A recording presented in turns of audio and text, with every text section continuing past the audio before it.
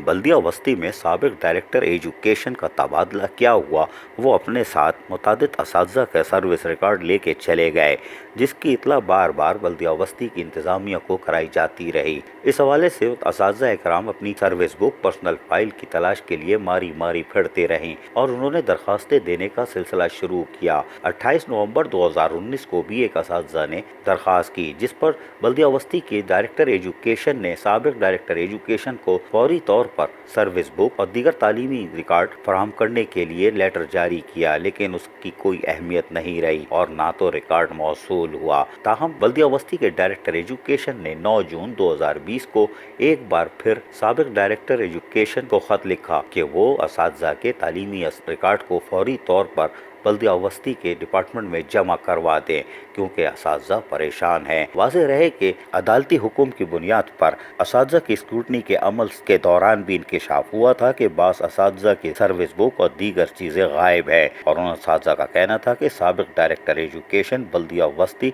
साथ ले गए हैं, जो कि दे नहीं रहे। ये बात हैरान कुन है कि बल्दिया वस्ती की इंतजामिया इस हवाले से ताहल कोई FIR कटवाने में भी नाकाम रही, जबकि लोकल गवर्नमेंट के साथ साथ असातिज़ा की तरफ से पुलिस की मदद तलब की गई। लेकिन मुतल्लिका पुलिस अफसरान भी हैरान है कि बल्दिया वस्ती खुद FIR क्यों नहीं कटा रही, जबकि लोकल गवर्नमेंट ने भी सख्त एक्शन लेने का फैसला कर लिया है। अब देखते हैं कि बल्दिया वस्ती कामयाब होती है या वजारत बल्दियात। अजीज आरिफ, KBS बल्दियाती न्यूज़, कराची।